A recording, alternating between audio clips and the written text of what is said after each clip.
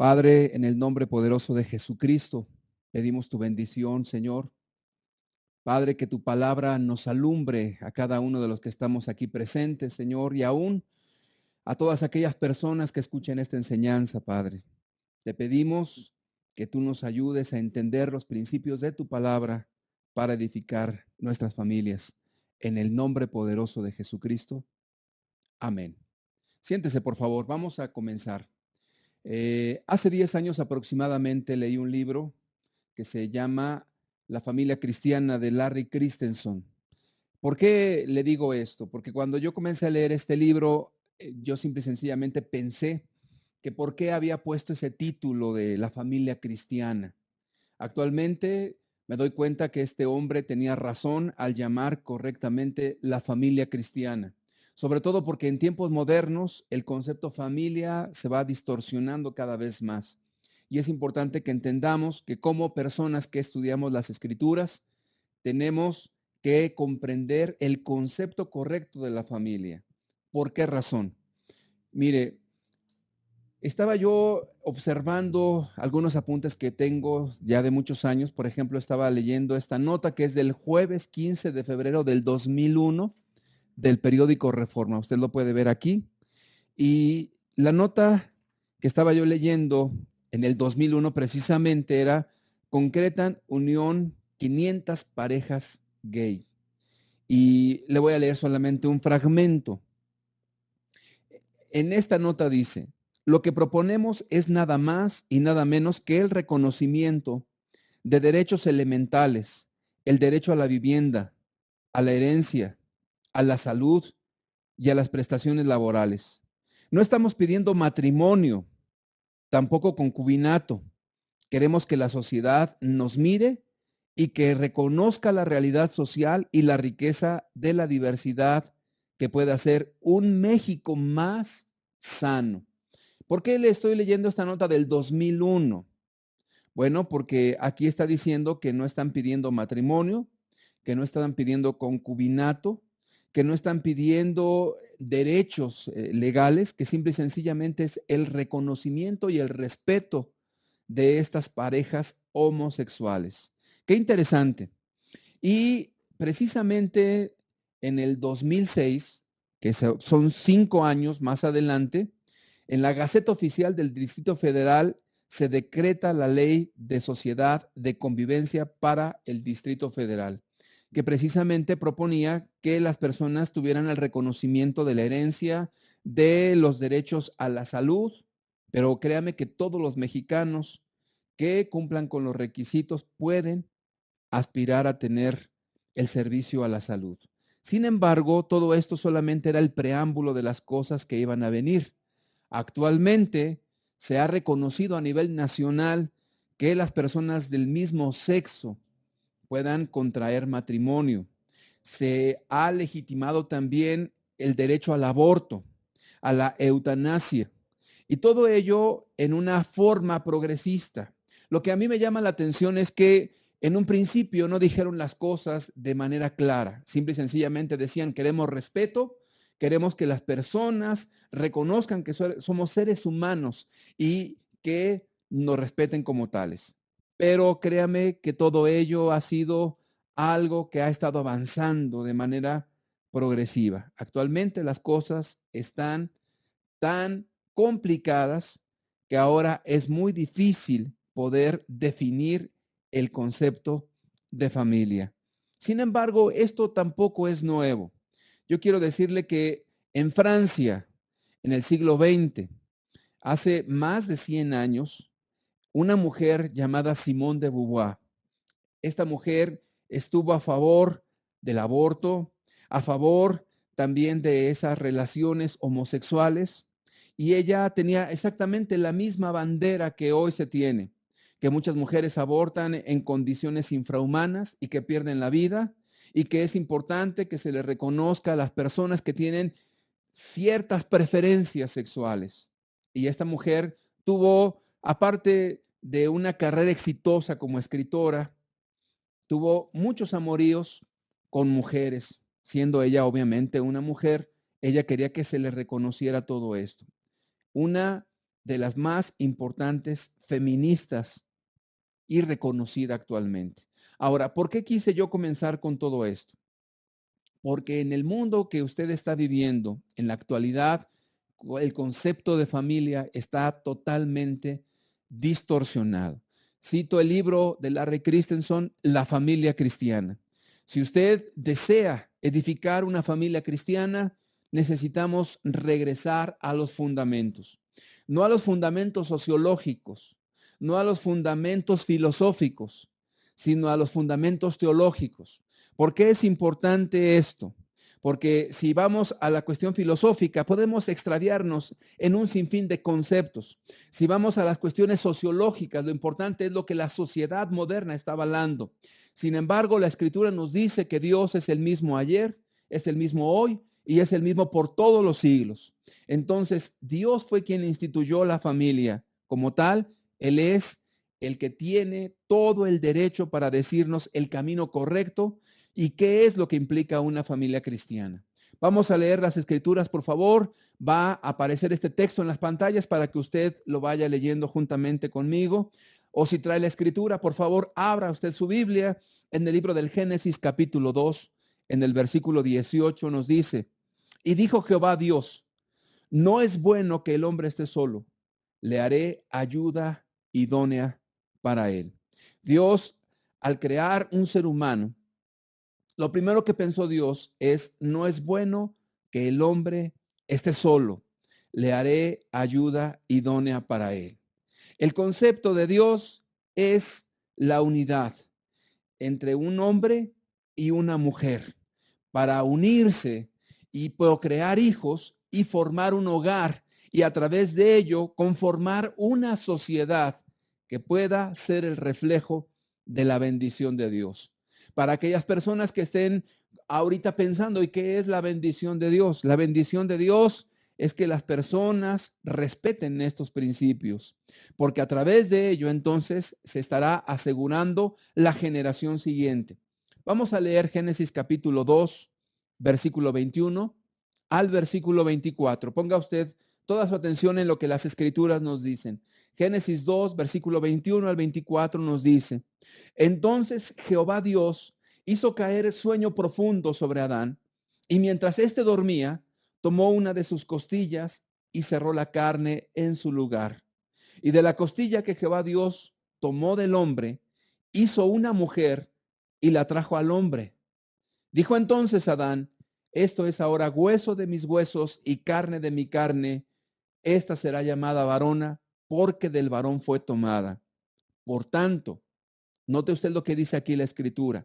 Dejará el hombre a su padre y a su madre, y se unirá a su mujer, y serán una sola carne.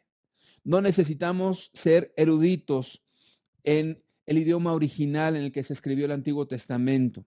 No necesitamos ser teólogos. La Escritura dice con toda claridad que por tanto dejará el hombre, varón, a su padre y a su madre, y se unirá a su mujer, concepto femenino, y se unirá en sagrado matrimonio y serán una sola carne.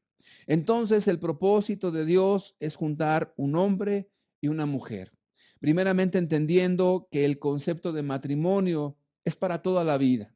No es un momento de romanticismo, no es un momento de ilusiones, no es un momento para estar probando con experiencias. Es una decisión tan trascendente en la vida que después de Dios es la más importante. Es la que nos va a marcar y nos va a determinar nuestra existencia. Con quien usted se casa es con quien va a terminar usted todos sus días. Con quien usted se une en sagrado matrimonio es con quien va a pasar el resto de su existencia.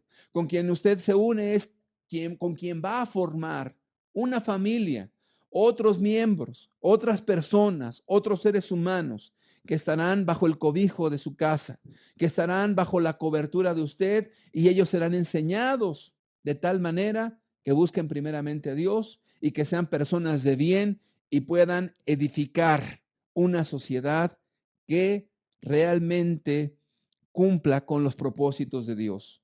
¿Sabía usted que las personas que están en un vínculo familiar correcto son personas sanas en su mente, son personas sanas en su físico, son personas que desarrollan sus capacidades y sus potencialidades, de tal manera que son seres humanos de bien, gente que sabe respetar a los demás y gente que está construyendo una sociedad cada vez más justa y cada vez más respetuosa.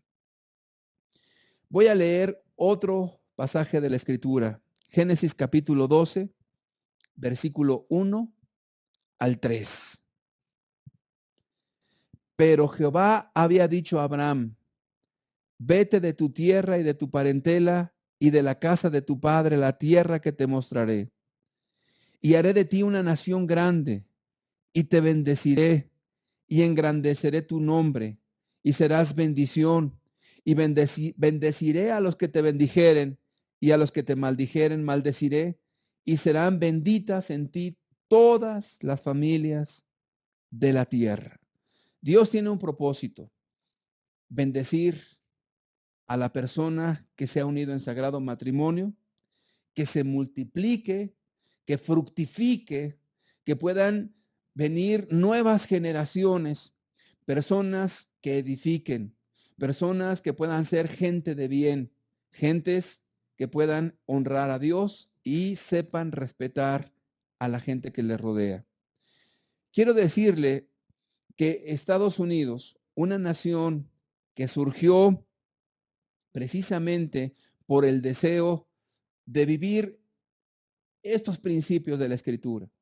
Por ejemplo, salieron de Inglaterra unas naves que fueron y se instauraron en el norte de América. Esa gente que salió se le conocía como los puritanos. Y ese nombre que recibieron de puritanos era el concepto que la gente tenía de ellos. Les llamaban puritanos porque ellos se apegaban a las escrituras. Les llamaban puritanos porque ellos querían formar familias integradas. Les llamaban puritanos porque eran personas que estaban haciendo a un lado los principios del mundo, los pecados, los vicios, la injusticia y todas aquellas cosas que corrompen a la humanidad, pero como en este mundo hay una pugna entre el bien y el mal, entre las cosas correctas y las incorrectas, entre el que hace justicia y el que hace la injusticia, y estas dos fuerzas siempre se están oponiendo.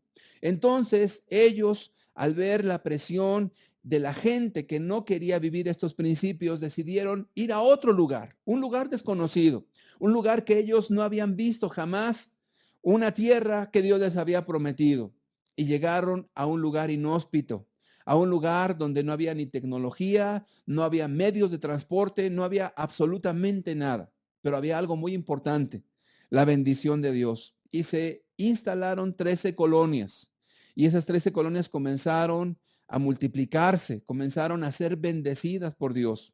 Hay muchos textos donde hablan también de las injusticias que ellos cometieron contra la gente que vivía ahí, pero era cuando ellos se apartaron de esos principios por los cuales ellos llegaron a formar esas 13 colonias.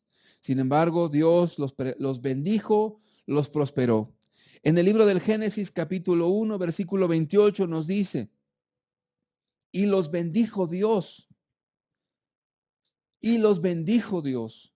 ¿A qué se está refiriendo Dios cuando en las Escrituras nos dice que esa bendición es muy importante en las familias? La palabra bendición es muy rica. Tiene que ver con fructificar, tiene que ver con multiplicar, tiene que ver con cuestiones materiales también, tiene que ver con salud, tiene que ver también con extenderse en el territorio, tiene que ver con prosperidad en el sentido amplio de la palabra. Y los bendijo Dios. Dios desea bendecir cada familia. De hecho, Dios bendice cada familia cuando el corazón está dispuesto para Dios. Y los bendijo Dios y les dijo, fructificad y multiplicaos, llenad la tierra y sojuzgadla, y señoread en los peces del mar, en las aves de los cielos y en todas las bestias que se mueven sobre la tierra. El propósito de Dios es que las familias señoreen. La palabra señorear significa gobernar, significa tener una autoridad mayor, significa tener un lugar más grande que cualquier nombre sobre esta tierra, excepto obviamente el nombre de Dios mismo. Entonces Dios multiplicó y bendijo a esas familias porque su propósito era honrar a Dios. Y sabe, la verdad es que en ese país, hace un poco más de 200 años, por ejemplo, la forma o la educación de los niños era completamente diferente de lo que es actualmente. A los niños a los 6 años se les empezó a enseñar el griego y el hebreo, que son los idiomas originales de las Sagradas Escrituras. La preocupación de los padres era que mis hijos aprendan los principios de Dios. A los 10 años ellos comenzaban a prepararse para la vida real. Una preocupación de los padres era que mi hijo sea productivo, que mi hijo aprenda a valerse por sí mismo. En un mundo tan hostil, en un mundo tan complicado, ellos necesitaban aprender a ser hombres desde pequeños. Actualmente estas cosas se han abandonado completamente. En las escuelas han echado los 10 mandamientos, porque dicen que las escuelas son laicas. Los principios de Dios han sido echados fuera completamente de las escuelas y de las familias. A los niños actualmente, a los 10 años, no se les prepara para la vida, sino que aún en el Internet, esos niños son expuestos a peligros terribles, como la pornografía, como la manipulación de otros adultos, de algunos adultos que se aprovechan de este medio para prostituir, para envenenar a nuestros hijos. En aquel entonces, a los 12 años, se preparaban estudiando en escuelas bíblicas con principios cristianos. Era normal que un muchacho de 12 años ya dirigiera el negocio de su padre mientras éste se ausentaba de casa. Actualmente vemos un fenómeno terrible a nivel mundial. Y digo terrible porque actualmente en México hay un concepto moderno que usted ni yo lo habíamos escuchado ahora. Se llama el concepto de los muchachos ninis. Y yo cuando leí eso de ninis dije, ¿a qué se estarán refiriendo? Bueno, se les dice ninis en México a las personas que ni estudian ni trabajan. Es decir, son personas que se convierten en parásitos de la sociedad. Y sabe usted que las escrituras nos dicen que el problema de Sodoma y Gomorra, de la perturbación de la sociedad, de la corrupción moral de la sociedad, precisamente el origen fue la abundancia de pan y la ociosidad. Como tal, entonces, la ociosidad es el fruto de los vicios, es el resultado de esa ociosidad, da como fruto los vicios, la corrupción de la mente, y hoy estamos enfrentando niños delincuentes, niños que venden drogas, niños que asesinan a otros niños, niños que prostituyen a otros niños, niños que son ya reclutados también por el narco para estar cometiendo hechos terroristas, y eso está documentado no solamente en nuestro país, sino también en Medio Oriente y en muchas partes del mundo. Entonces, nuestros niños, esa generación, está siendo bombardeada por la inmoralidad, por la pornografía, por los vicios, de tal manera que se están convirtiendo en instrumentos de injusticia, se están convirtiendo en instrumentos de destrucción más que edificación. Ahora esos niños son los que se meten a robar en las casas. Esos niños son los que le asaltan a usted en la calle. Esos niños son los que están drogándose. Son el dolor de cabeza de la sociedad. ¿Por qué? Porque los padres decidieron abandonarlos y no dedicarse a ellos. En aquel entonces en Estados Unidos había jóvenes que eran responsables, que eran hombres desde muy pequeños. Y desde la cultura judía, a un varón se le considera un hombre desde los 12 años y ya tiene responsabilidades. Ya son hombres. Ahora hay personas de 40 y 50 años que se siguen comportando como niños y que siguen dependiendo de la figura materna o que siguen dependiendo todavía del concepto o del contexto familiar y siguen siendo gente muy dependiente, tanto emocional, afectivamente, económicamente. Son personas que no saben valerse por sí mismas. Estamos viviendo tiempos totalmente terribles, distorsionados de la realidad. En aquel entonces se cuidaba la literatura a la que los niños eran expuestos. Existían varios libros, pero generalmente eran la Biblia, las Escrituras, El progreso del peregrino, el libro de los mártires de Fox y libros que pudieran edificar, libros que pudieran hacer pensar a los jóvenes en las cosas buenas, en las cosas correctas. Hoy en día la basura de la literatura ha corrompido la mente de nuestros jóvenes. Ahora los jóvenes no leen y lo que leen está totalmente viciado por cuestiones de inmoralidad sexual, cuestiones que van contra los principios cristianos. Se les bombardea a nuestros jóvenes a tener relaciones sexuales en el momento que ellos decidan. Usted tome los libros de la educación de nuestro país y se dará cuenta que lejos de educar a nuestros hijos con principios cristianos, más bien se les dan herramientas para evitar enfermedades venéreas, para evitar alguna cuestión de enfermedad, y no solamente enfermedades venéreas, sino también para poder hacer las cosas y evitar embarazos. Ahora, la vida cristiana propone cosas y conceptos mucho más elevados todavía, porque los principios cristianos no solamente salvaguardan a nuestros jóvenes de esto, sino que más bien le llevan por un camino de moralidad, de principios rectos, de principios que le lleven a estarse guardando. ¿Para qué? Para el matrimonio, donde el sexo es seguro, donde el sexo tiene un propósito. El amar a una persona, pero no en un sentimiento, sino en un compromiso real. Y también procrear otros seres humanos y a la vez salvaguardar la sociedad y construirla con esos mismos principios.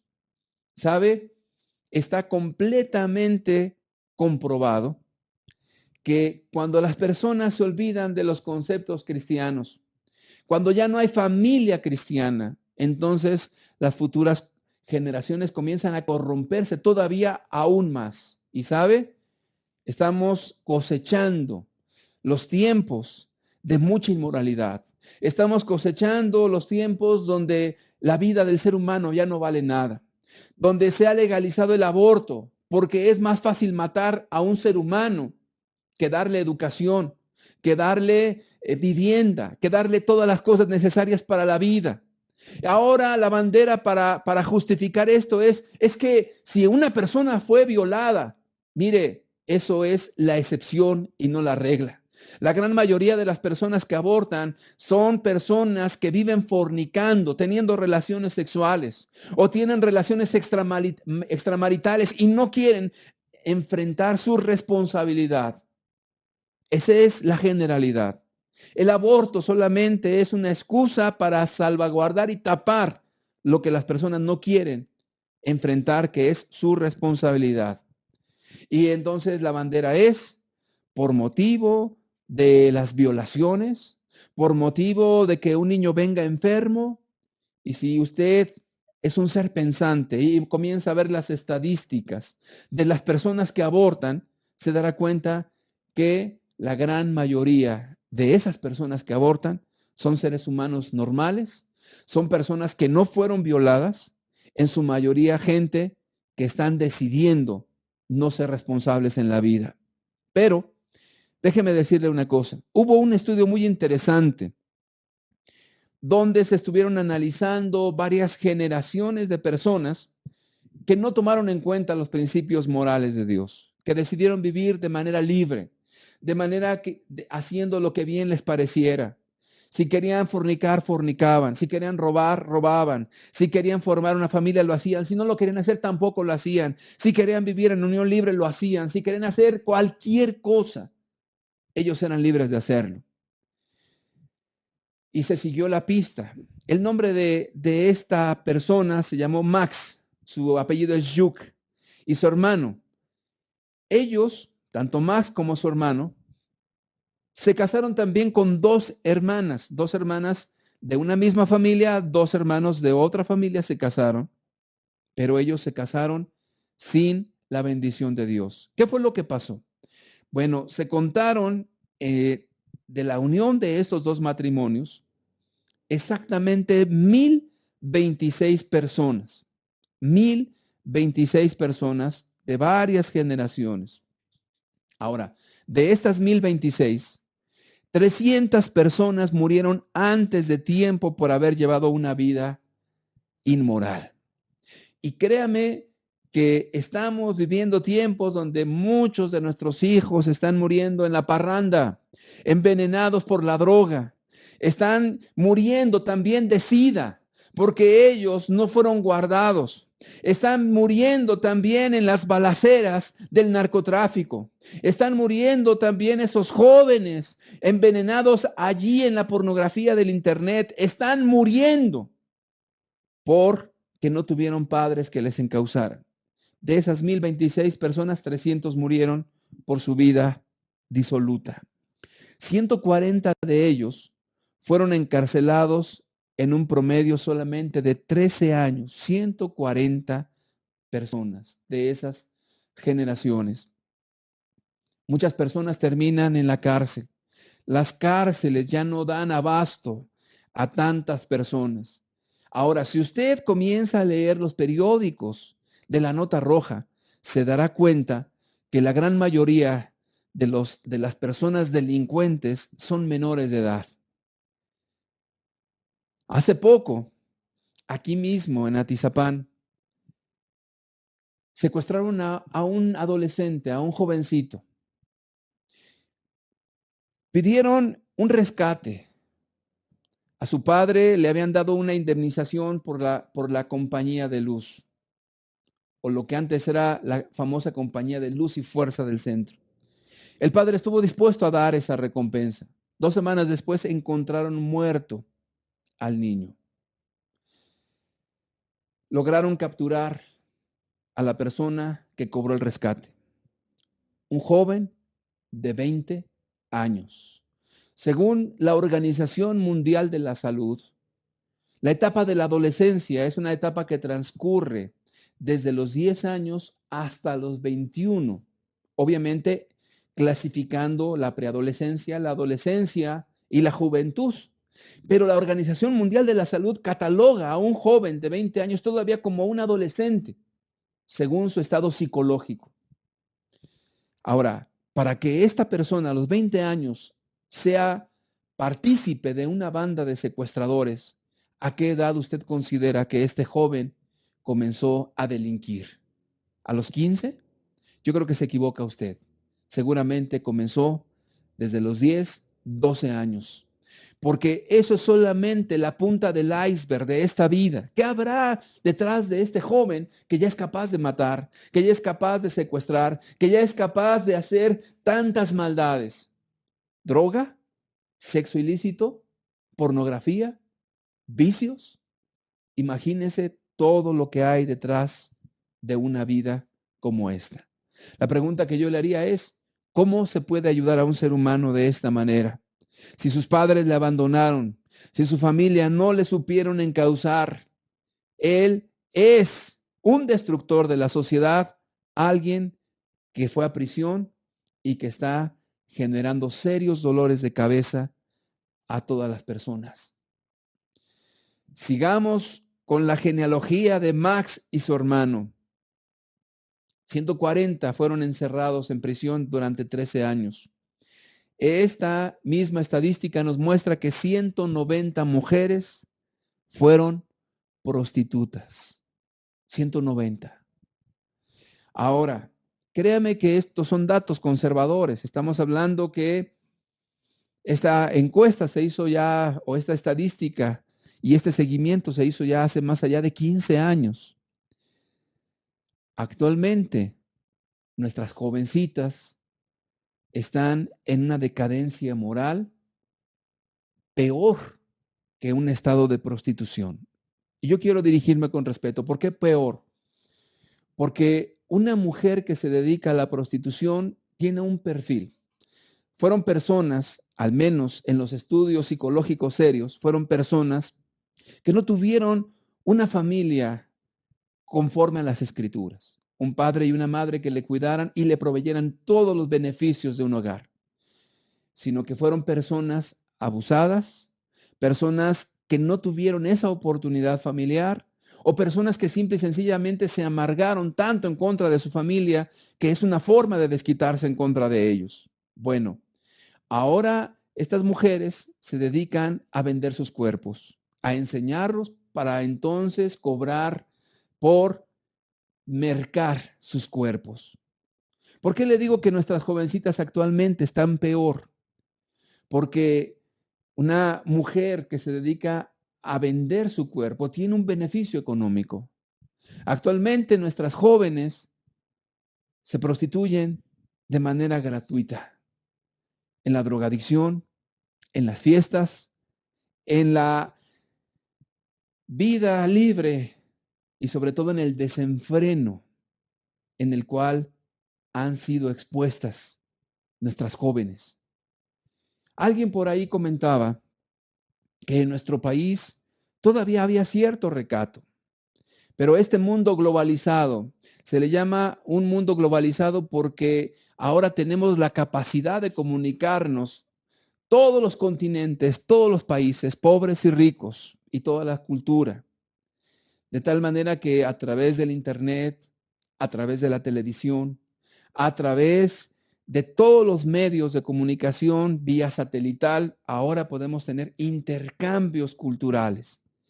Y eso, para algunos dijeron, es beneficioso, pero en lo moral ha traído grandes consecuencias. Por ejemplo, comenzaron a salir muchos videos donde las artistas tenían pues enamoramientos con mujeres, jovencitas que se tomaban de la mano, que comenzaban con cuestiones de alguna manera sentimentales, no sexuales, y fue subiendo de tono, y fue subiendo de tono.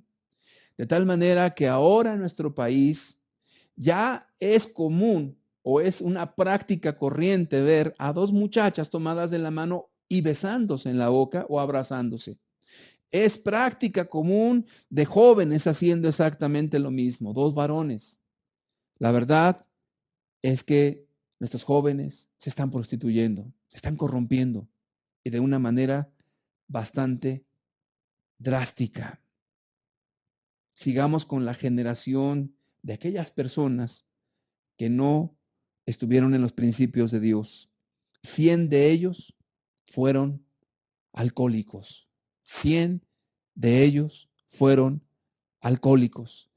Las cifras del alcoholismo en nuestro país son alarmantes. Hay muchos alcohólicos en nuestra nación. Y esos alcohólicos, tristemente, son personas que en lugar de beneficiar a sus propias familias, se convierten en parásitos.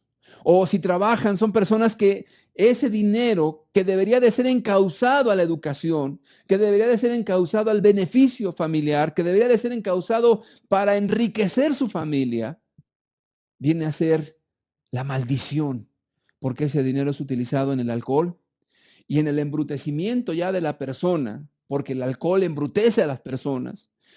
Ya la persona ha dejado su hogar, probablemente no en lo físico, porque ahí está en su casa, sino que ha dejado de hacer el bien. Ha dejado de ser ejemplo a su familia, ha dejado de ser la cabeza, ha dejado de ser el responsable, ha dejado a aquel que tiene que llevar el timón de su casa y se vuelve un pésimo ejemplo a su esposa, a sus hijos. Y cuánto más cuando una esposa, una mujer es alcohólica, qué terrible ejemplo a la familia.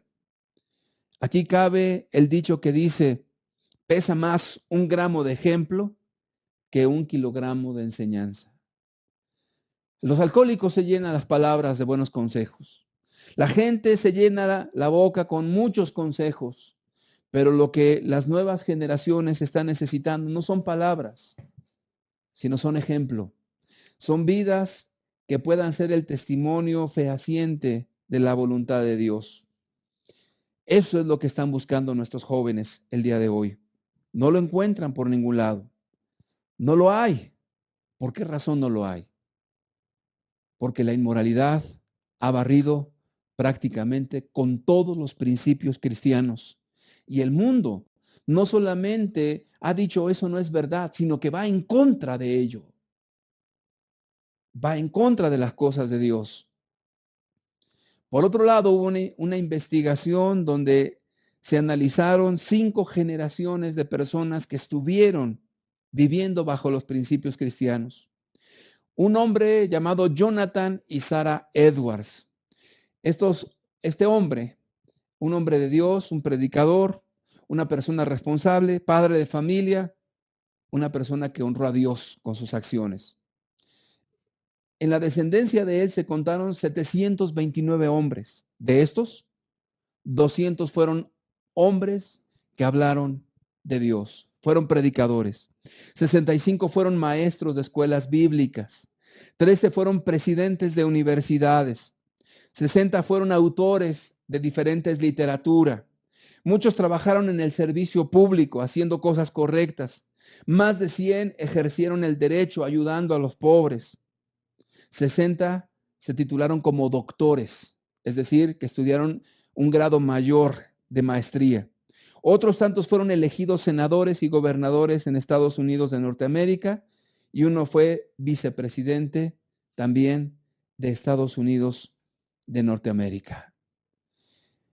Volvamos a leer Génesis 1, versículo 28, donde nos dice, y los bendijo Dios, y les dijo, fructificad y multiplicaos, llenad la tierra y sojuzgadla, y señoread en los peces del mar, en las aves de los cielos, y en todas las bestias que se mueven sobre la tierra. Dios desea bendecir esta nación con familias cristianas, no con familias del mismo sexo, familias cristianas, familias bajo los principios de Dios. Si usted quiere edificar una familia, yo le invito a que ponga como fundamento la palabra de Jesucristo.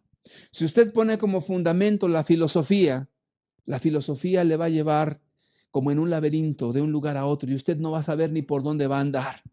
Si usted se guía por los principios de la sociología, es decir, por lo que las personas opinan actualmente, usted va a terminar casado un hombre con un hombre o una mujer con una mujer, y el día de mañana estará la mente tan corrompida que se casarán hombres con animales. Y si usted se espanta de ello y dice, no creo que eso pase, pues en nuestro país hace 25 años era inimaginable pensar en que el aborto fuera legal. Era inimaginable que 2 personas del mismo sexo se casaran. Y ahora están apareciendo por todos lados esas relaciones homosexuales, tanto de artistas, políticos, empresarios y gente que, entre comillas, pareciera gente moral. Gente también que vivió en la religión, pero negó la eficacia de ella. ¿Qué quiere usted edificar? ¿Una casa conforme al modelo de Dios? ¿Un hogar conforme al modelo de Dios? ¿O un hogar conforme a los principios del mundo? Jesucristo dijo que aquella persona que pone por fundamento la palabra de Dios es como aquel que edifica su casa sobre la roca. Vienen vientos y tempestades y permanece.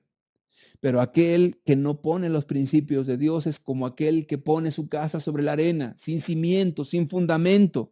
Vienen entonces todas las tempestades y es grande la ruina, como es grande la ruina de muchas familias hoy en día que están siendo destruidas por el alcohol, por las drogas, por el adulterio, por la inmoralidad sexual, por la pornografía, por el SIDA, por las faltas de respeto,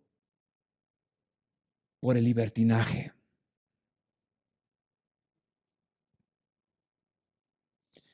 Quisiera terminar leyendo Deuteronomio capítulo 6, versículo 4 al 9. Oye Israel, Jehová nuestro Dios, Jehová uno es.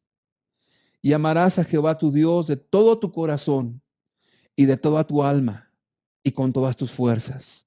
Y estas palabras que yo te mando hoy estarán sobre tu corazón y las repetirás a tus hijos. Y hablarás de ellas estando en tu casa y andando por el camino y al acostarte y cuando te levantes. Y las atarás como una señal en tu mano y estarán como frontales entre tus ojos, y las escribirás en los postes de tu casa y en tus puertas.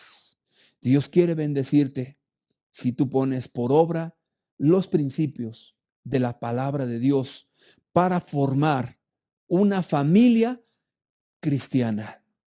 Si tú no quieres, las personas tienen libre albedrío y muchas personas han experimentado ya en carne propia la tragedia de vivir fuera de la voluntad de Dios. Dios quiere bendecirte y serán en Jesucristo benditas todas las familias de la tierra. Y Dios dijo, fructificad, multiplicaos, señoread la bendición de Dios. ¿Quieres vivir bajo la bendición de Dios o bajo la maldición de tus propias decisiones? Voy a pedirles que cierren sus ojos, por favor. Padre, gracias por tu palabra. Tú fuiste, Señor, quien diseñó la familia.